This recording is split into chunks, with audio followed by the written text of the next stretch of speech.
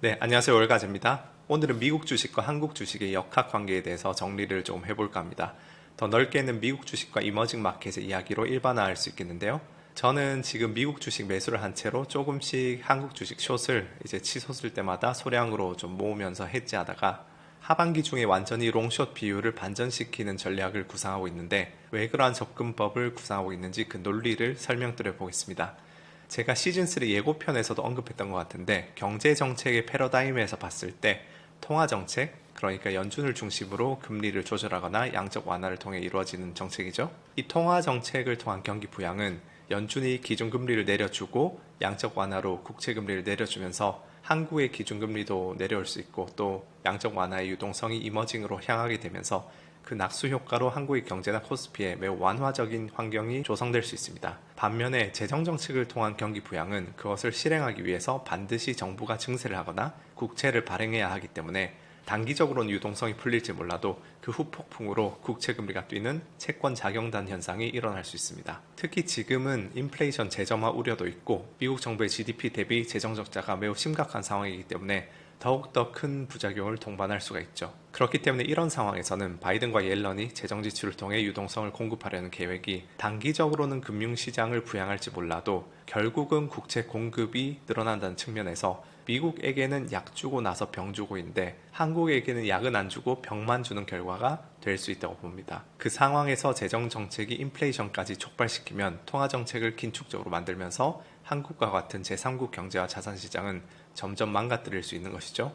지금 옐런이 바이든의 재선을 위해서 3분기부터 TGA 개정에 자금을 풀기 시작하면 인플레이션이 재점화될 가능성이 꽤 높습니다. 이제 금융위기 이후의 시기에는 버냉키가 통화정책을 통해 금리를 인하하고 엄청난 규모의 양적 완화를 했었지만 이 시기에는 1929년도 대공황 때와 비슷하게 M2 통화 승수가 급락을 하고 M2 통화 속도도 계속 우하향에 오는 와중이었습니다. 이렇게 신용 창조도 잘 일어나지 않고 경제 활동도 급격히 둔화되고 있는 상황에서 그에 상응하는 돈을 뿌렸기 때문에 헬리콥터 머니라는 비판은 받았더라도 인플레이션이 오지는 않았죠. 지금 통화 승수 같은 게 무슨 의미인지 모르시는 분들은 엄밀한 표현은 아니지만 그냥 직관적으로 금융위기 이후 사람들이 돈을 쓰지 않고 집에 짱 박혀 있는 상황이었다. 버냉키가 돈을 뿌리더라도 사람들이 그 돈을 짱 박아 두니까 인플레이션이 오지 않았다. 그 정도로 이해하시면 되겠습니다. 그리고 당시의 통화정책이 제공한 유동성의 상당수는 금융위기로 붕괴된 금융시스템의 밑독을 채우는 역할을 하기도 했고요. 또 그 외의 요인으로는 2000년대 WTO에 가입한 중국이 값싼 노동력을 국제무역시장에 풀어놓으면서 디플레이션 압력이 꽤나 강하기도 했고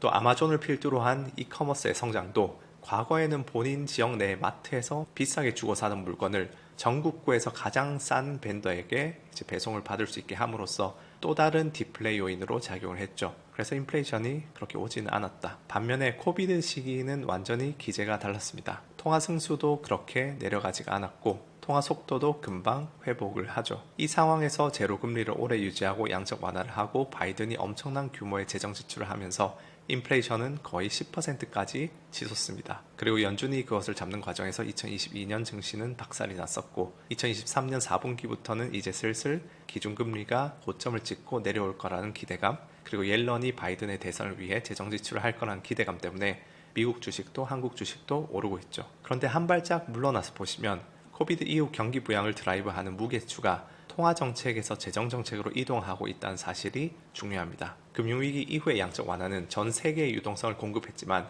코비드 이후의 재정 지출은 미국의 성장을 도우면서 전 세계는 점점 힘들게 하고 있죠. 만약에 오늘 제가 설명드린 내용이 헷갈리신다면 돈의 흐름을 한번 생각해 보시면 좋을 것 같습니다. 통화정책 측면에서 미국이 금리를 내리면 미국 내의 자금들이 해외로 나가게 되죠.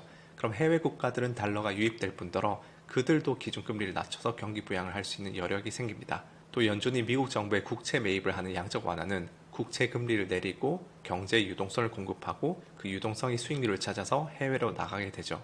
반면에 재정정책이라는 것은 정부가 증세를 하는 게 아니라면 결국 국채를 찍어서 전 세계에서 돈을 빌려서 미국 내의 자국민과 자국기업에게 재정 지출을 해주는 겁니다. 바이든 정부가 재정 지출을 한국에 써주지는 않겠죠. 그 과정에서 국채 공급이 늘어나서 국채 금리가 뛰면 미국 국채의 상대적인 매력이 올라가면서 전 세계 자금이 또 미국 국채로 빨려 들어가는 그런 효과가 생깁니다. 그래서 미국 정부가 해외에서 돈을 끌어와서 국내에 지출하기 때문에 돈의 흐름이 통화정책과는 반대로 해외에서 미국으로 흘러가죠. 자, 그럼 이런 배경 컨텍스트를 가지고 제가 벨리에 2주 전에 올린 칼럼부터 하나씩 짚어보겠습니다. 이제 6월 26일의 칼럼에서 S&P 500을 100 정도 매수하면서 코스피를 마이너스 30 정도 공매도 숏해서 해지하는 전략이 상당히 괜찮을 수 있다. 하지만 지금 당장 이 매매를 들어가는 것은 매우 조심해야 한다 말씀드렸고, 그 이후에 이번 주 화요일 날 파월이 금리 인하를 내비치는 듯한 발언을 한 것에 대해 며칠 전에 또 칼럼을 하나 올렸는데요. 통화정책 측면에서 완화를 암시한 호재가 나오자 미국보다 이머징이 아웃퍼폼하는 모습을 보였다.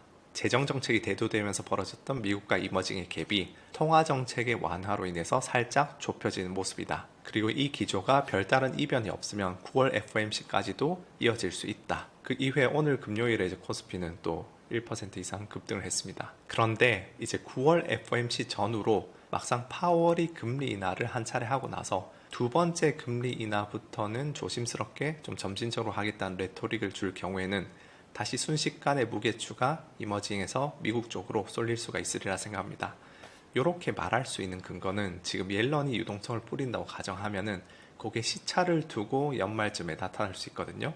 그것을 파월이 의식하게 되면은 이런 발언을 할 가능성이 굉장히 높다. 그리고 그렇게 하면 다시 이머징에서 미국 주식 쪽으로 무게추가 쏠릴 수가 있겠죠. 그러다가 실제로 이제 옐런의 재무부가 올해 바이든의 재선을 위해서 풀기 시작한 재정 지출이 6개월에서 9개월 정도의 시차를 두고 인플레로 나타나기 시작한다면 한국 같은 국가들은 지독한 하락장과 침체를 겪을 가능성이 높다고 보고 있고요. 그런 상태에서 트럼프까지 당선되면 거기에다 관세로 인한 무역전쟁 리스크까지 겹치리라 생각하고 있습니다. 그렇게 해서 일어나는 하락장에서는 미국에 비해서 한국의 코스피는 굉장히 안 좋은 폭락을 겪을 수도 있겠죠. 그래서 미국 주식과 한국 주식 혹은 좀 더 일반적으로는 이머징 마켓의 하반기 추이를 요약하면 파월이 금리 인하의 힌트를 주고 있는 지금부터 실제로 첫 번째 금리 인하가 일어난 시점까지는 미국보다 이머징 쪽의 분위기가 좀 괜찮을 수 있으나 막상 인하를 한번 한 시점부터는 만약에 그 뒤로 인플레 우려가 있다면 코스피나 이머징보다 미국이 훨씬 분위기가 양호할 가능성이 높다. 그런데 저는 그 하락장이 미국 주식이 이머징에 비해서 독보적으로 아웃퍼폼 해온 추세의 끝이 될 수도 있다고 생각합니다. 왜냐하면 올해 연말이든 2025년 상반기든 간에 미국에 비해서 이머징이 훨씬 더 언더퍼폼하는 하락장 분위기가 펼쳐진다고 하면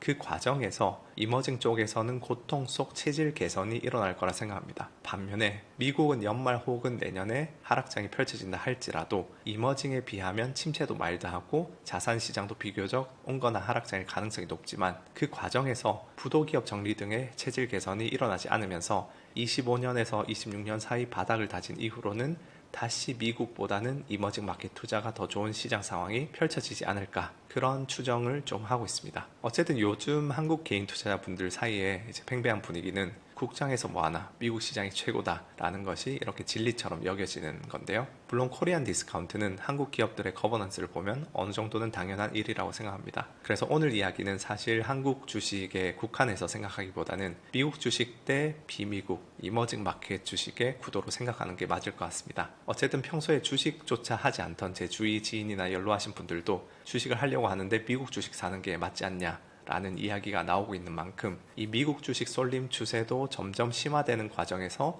내년에 만약 이머징 쪽이 미국에 비해서 크게 언더퍼폼해서 이 추세가 극에 달한다면 이머징 쪽에 괜찮은 매수 기회가 나올 수 있다, 그런 생각을 하고 있습니다. 물론 하반기 추이를 지켜봐야겠죠. 의외로 옐런이 노련하게 재정 지출을 그다지 하지 않고 파월의 통화정책 공조를 통해서 주가 부양을 할 수 있을 수도 있고요. 이 모든 것들은 제가 현 시점에서 가지고 있는 정보를 토대로 최선의 추론을 해보는 것이지, 하반기에 또 새로운 이벤트와 새로운 정보가 들어오면은 계속해서 이 가설에 대해서 업데이트하면서 대응을 해야겠죠. 그래서 지금 단계에서는 이머징 주식이라는 그 토픽에 대해서 여러분이 곱씹어볼 아이디어로서 던져보았습니다. 그럼 다음 시간에는 투자 공부의 어려움과 재미에 대한 이야기 하나 하고요. 다다음 시간쯤에는 댓글 보니까 비트코인 다뤄달라는 분들이 계신데 비트코인 이야기도 한번 해보도록 하겠습니다.